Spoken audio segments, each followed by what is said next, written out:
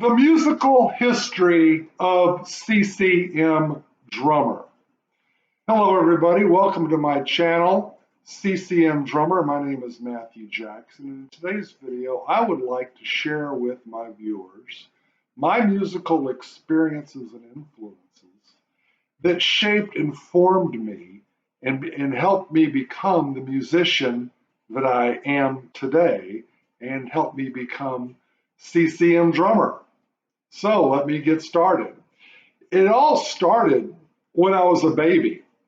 My parents told me that when I was a baby and I was taking my naps, they told me that they would play records of classical music while I was sleeping.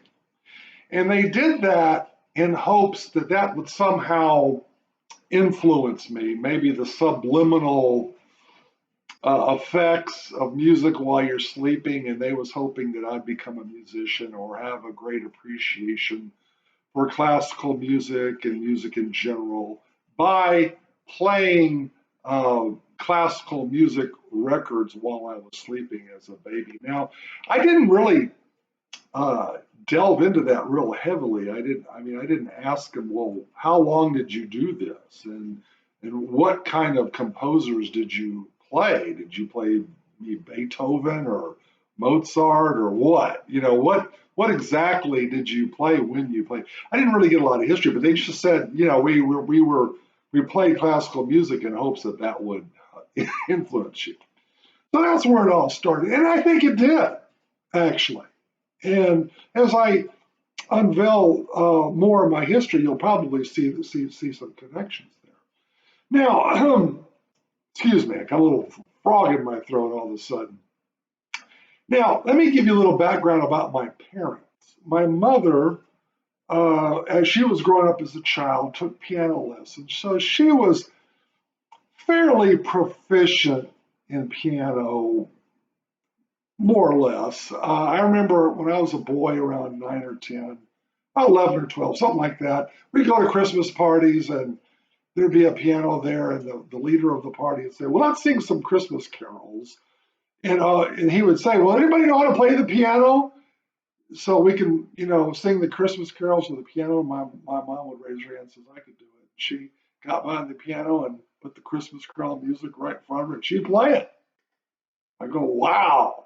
I was actually impressed that my mom could actually play the piano at a Christmas party. We could sing Christmas carols to her playing the piano. That happened on 2 occasions.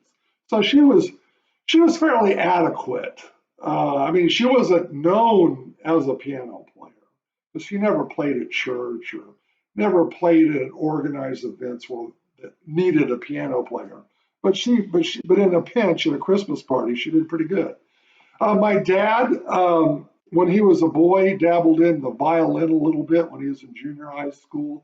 When he was an adult, when I was a child, I watched him study guitar, take guitar lessons, and he would actually, he would do more than just strum chords. There would actually be guitar music with dots and, on a treble clef staff, and actually have to read music while he was playing guitar. So that impressed me. That had an impression. And in elementary school, the last year of elementary school, we studied music appreciation, and the music teacher would what they would do is they'd play us like a 15 to 20-second sound bite of a certain composer, and then they would say, okay, now guess who the composer was. Well, in order to guess who the composer was, you had to study for that. So I remember studying real hard, going to school early in the morning to study music appreciation. And at the end of it was several weeks of studying. And then after those several weeks of studying, they actually gave you a test. And I aced the test, and I got a gold seal on my certificate for acing it. So another thing they did is the Houston Symphony Orchestra, back in my day when I was going to elementary school, in Houston Independent School District schools. I don't know how it works today, but back when I was a kid, they made a deal with the elementary schools or the school district Uh, and so what happened is the school district would bus all these sixth graders to Jones Hall, downtown Jones Hall, and the Houston Symphony Orchestra would put on a concert for a bunch of sixth graders. Back when I was in elementary school, sixth grade was the final grade in elementary. It was K through six. And then junior high was 7 through 9. And then high school was 10 through 12. It was weird. It's not like it is today. But at any rate, the Houston Symphony Orchestra would put on a concert for a bunch of sixth graders. Now, that was a very smart and shrewd move because that classical music in general is not a big popular genre. And, the sixth graders are listening to the radio and listening to pop music. So the symphony wanted equal time. So they wanted to whet their appetite, whet their palates with classical music in hopes that someday when those sixth graders become adults, they may be future customers. So that was smart, that was shrewd. But one thing I remember about going to this concert for sixth graders is the conductor would turn around, talk to the sixth graders, explain to us how orchestras work. Here are the violins, here are the cellos, the oboes, violas, French horns, blah blah blah, percussion, trumpets, the whole thing. They'd explain how an orchestra works and how a symphony orchestras and movements and all this stuff, educate us. And they would have some of the musicians in the orchestra come forward and do a little ensemble thing. It's kind of cool. So it was really good. It influenced me in terms of how symphonies work. So I had a greater appreciation for symphonies. Um, Now, when I enrolled in junior high, I enrolled in band. And of course, I studied the drums. Initially, my parents wanted me to study the piano. That was their instrument of choice for me, but I didn't really want to study the piano. I told them I didn't want to study piano. And now, looking back, I think that was a mistake. I wished I had studied piano. I should have studied piano, but whatever, I didn't. So, but they were supportive of me in studying the drums. My elementary school years was kind of rough in the sense that I did not do well academically. I barely got out of elementary school, didn't do well. And of course, I was tall, lanky, and clumsy, and I didn't do well in athletics either. So my parents says, well, let's get him a drum. So my dad went to the Parker Music Store and rented a snare drum and got me a snare drum so I could take my snare drum and study drums in the band at my junior high school. And I did that for a while. The first semester, studied drums, studied the snare drum. And then the second semester, I studied the glockenspiel or the bells, whatever you want to call it. It's a little ding, ding, ding, ding, ding. And that was a good experience for me because I had to read the notes on the treble clef and say, I look at the treble clef, oh, that's an E flat, the E flat's right here, bing. I actually had to learn how to read music, not just rhythms. When you play snare drum, it's just rhythms. But, yeah, so that was a good experience. Also, in my late middle school, early high school years, I sang in the choir at my church. Now, that was a very good experience for me because I've learned that your voice is a musical instrument too. Musical instruments are not instruments that you just play with just your hands and your mouth, your mouth if you're a horn player, but your voice and learning how to look at the notes on the staff on your music, sing that note, that pitch, and blend with your fellow musicians, your fellow choir people. Yeah, that was a very good experience for me as well, learning how to read music while singing. And and the choir director, the first 2 years I was involved in choir at church, the choir director was really super into classical music. He loved classical music. So all the cantatas for Easter and Christmas were classical.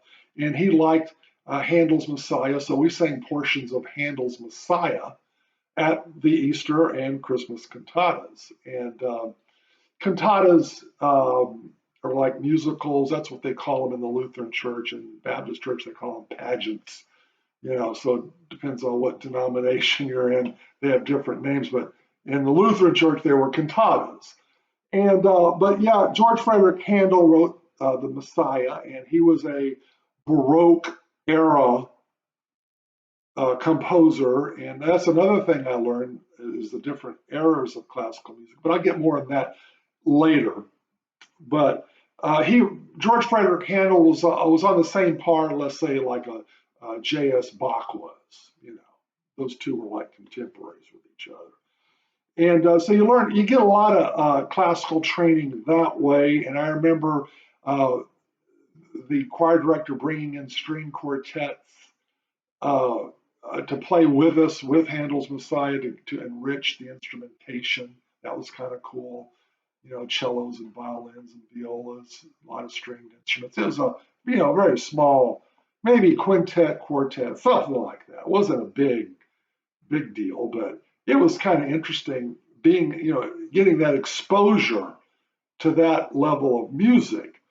And now, after that choir director had quit and moved on, we got another choir director who was a little more contemporary.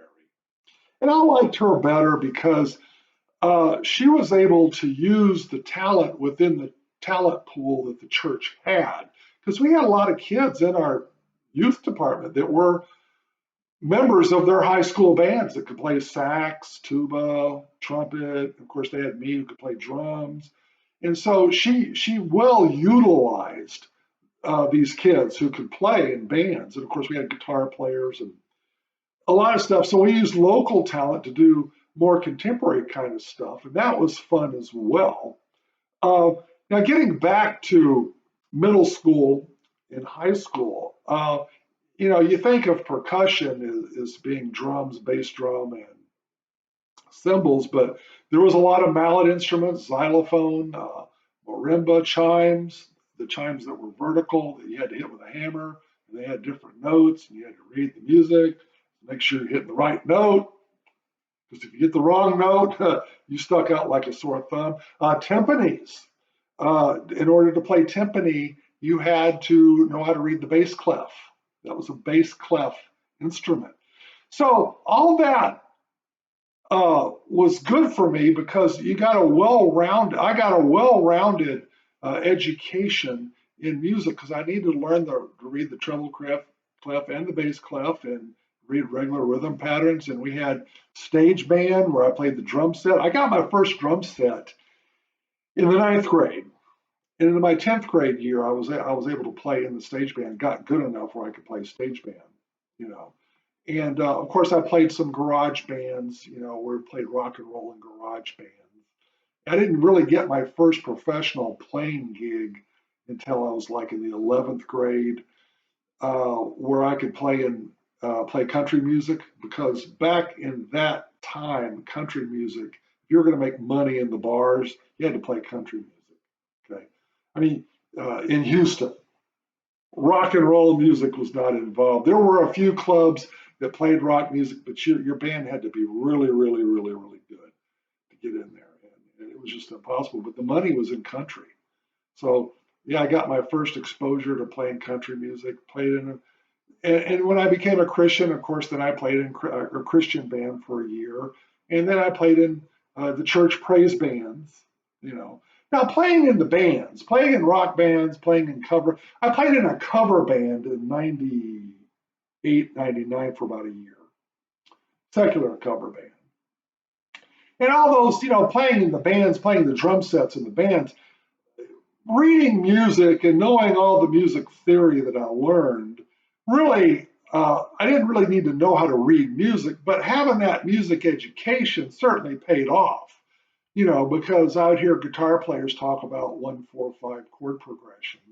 And of course, I knew what they were talking about because of music theory in my senior year in high school. The teacher taught me what a 1-4-5 chord progression is. They taught me what the tonic note was in a harmonic scale, and the dominant note in the subdominant. With all those three, that's the 1-4-5 chord progression. So I learned a lot of theory there. They also taught me the periods of classical music, you got the Renaissance, Baroque, classical, and then you got romantic, impressionistic, and then modern. So you have different eras of music, classical music, that all falls under the umbrella of classical music, and the different composers and how they contributed to the progression of classical music. So that was very educational. But back in those days, because reading was such an important part of being a musician, from early on in junior high, you were expected to know how to read. And if you didn't know how to read, that was like blasphemy, And I've talked with music directors and other musicians later, in life that couldn't read. And I'm thinking, dude, how did you get this far not knowing how to read? So it was always a given that you knew how to, that people, if you're a musician, you know how to read. But there are some musicians that don't read. And I've met musicians that can, now, having said that, playing by ear is very important. Playing with your ear, being able to hear what another musician is playing and then be able to contribute something on your instrument to complement what the other musician is playing, and doing it all by ear without music, that is just as important. Playing by ear is important too. And playing in those rock bands and praise bands and the Christian band I was with, where you weren't required to read per se, but it did help me develop my ear skills. So that was good. So, but yeah, as a musician, if you want to be an accomplished musician, you really need to know how to do both, play by ear and also read the charts. That's equally as important. Um, so uh, in recent years, I've played in praise bands. I've played congas, percussion, timbales, bongos, and also drum set stuff.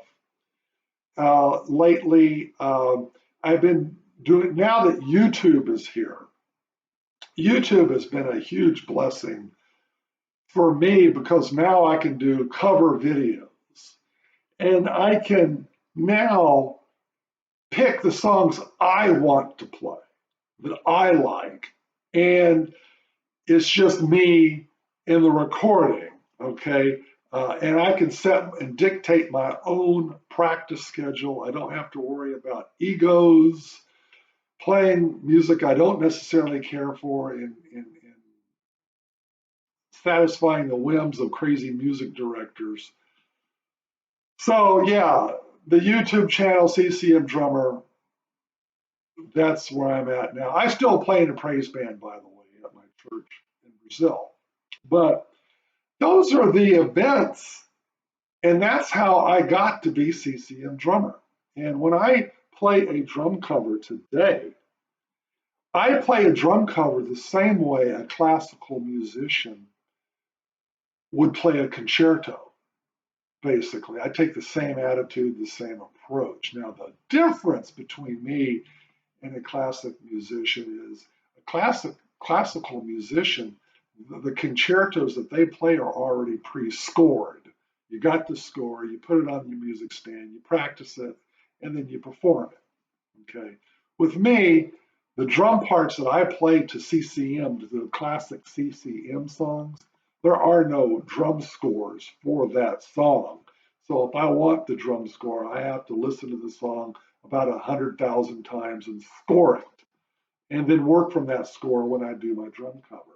And so, but I like to hit every nuance of that song when I play the drum cover, just exactly as the original drummer played it. That's why I do that. And I guess it all came from my training as a musician, uh, all the way back to when I was a baby listening to classical music. So that's basically my history and how I got to be CCM Drummer.